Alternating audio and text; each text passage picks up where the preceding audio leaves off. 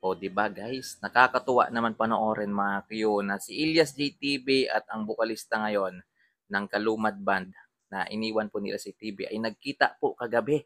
Ayan, sa concert ni Ilyas JTV ito po sa Cotabato at nagpa-picture po talaga sa kanya si Boss Tommy. Actually, mabait naman talaga si Boss Tommy mga Q. Siya po yung pumalit sa pwesto po ni Ilyas JTV. Yan, wala naman silang problema guys. Yan, linawin ko lang sa inyo. Kasi lahat po ng miyembro ngayon ng Kalumad Band ay puro po bago maliban na lang po kay Edward Duterte. Kasi nung umalis po sila Ilyas TV guys, yan lahat po sila lumipat eh.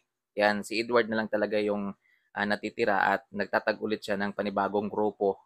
Yan, so yung mga miyembro ngayon ng Kalumad, wala po silang issue between Ilyas JTV Band, Mario. So goods na goods po sila guys. Yan, sa old manager lang po talaga sila may issue. Kasi lahat po ng miyembro ngayon ng Kalumad, puro lahat bago. Kahit po itong si Bustomi ay bago po ito guys. Nagkataon lang na magaling po talaga siyang kumanta. Ma-Q as in guys, gayang-gaya po niya yung mga kanta ng Chocolate Factory Ma-Q. Yan, ang galing po ng kanyang boses. Ma-Q. Nung una ko nga napakinggan to guys, parang akala ko lip-sync. Kasi ang laki po ng kanyang boses, pero kung titingnan mo siya guys, medyo maliit lang po siya. Pero parang hindi akma yung boses niya sa kanyang pangangatawan. Pero siya talaga, kasi magaling talaga siya guys, kumanta. Ayan, so nagkita po sila ni Ila CTV. Sa totoo lang kasi mga idol na idol po talaga niya, si Ila CTV. Yan, palagi po niya yung sinasabi kapag gumagawa po siya ng video sa kanyang Facebook page. Yan, na gusto niya talagang makita si Ila CTV.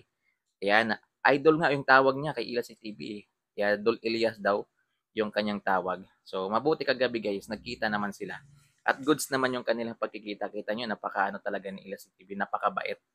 Ayan, no? Tuwang-tuwa din po si Ila CTV nang magkita po sila. Tingnan nyo naman guys, di ba, nag-sign pa si Ila CTV.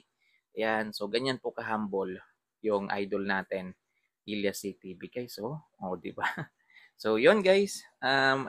Malinaw po sa ating lahat yan na wag po nating pagbanggain ngayon yung Kalumad at saka Ilyas CTV Band. Ayan, kasi yung may problema lang talaga ay si Edward Duterte. Ayan, kung nagkikita-kita man ngayon, yung mga miyembro ng Kalumad at saka si Ilyas CTV, ay goods naman talaga sila. Maliban lang talaga kay manager na si Edward Duterte, Mario. Kasi yun lang po talaga yung naiwan talaga nung lumipat po sila Ilyas CTV, Mario. Siya lang po talaga yung isang inaiwan. At tumayo ulit siya ng panibagong banda. Naghanap siya ng mga miyembro, naghanap po siya ng bukalista, naghanap po siya ng drummer, ayan, naghanap po siya ng mga gitarista. At ayan, ito, meron na namang Kalumad Band, Makyo. So sana kahit papano ay dumami-dami rin yung mga ano nila, yung mga gig nila. Yan, kasi mabait itong si Boss Tommy guys. Wala pa po ito sa Kalumad Band, ay napapanood ko na to kasi idol na idol ko talaga yung boses nito guys. Panoorin po ninyo, i-search niyo po yan, Tommy Dolipas po yung kanyang Facebook page. Yan, doon po nagko-cover po siya ng mga kanta. Simple din po ito mga kakuy. May talent lang po talaga, malupit lang po talaga siyang kumanta. Pero napakasimpleng tao, napakabait. So yun lang guys. Ayan, maraming salamat. At least kahit pa paano, magaan-gaan naman yung kanilang pakiramdam dahil ayan nagkita-kita po sila mga kayo at wala naman talagang problema sa kanila kasi mga bago naman sila lahat eh. Kaya wala namang issue mga kayo. Ayan. So yun lang guys. And maraming salamat sa panonood. Ingat kayo mga kayo. Abang-abang kayo mamaya sa update natin. Grabe Yan, 40 na pala ngayon guys.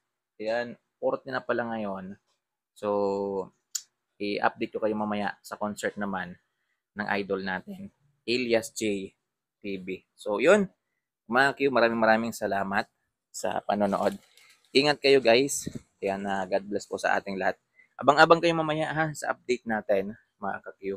Ayan.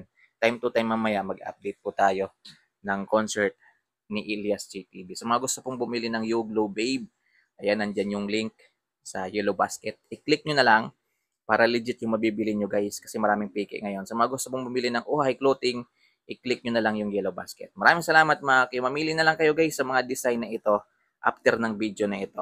Looking for the perfect casual tee for your everyday style?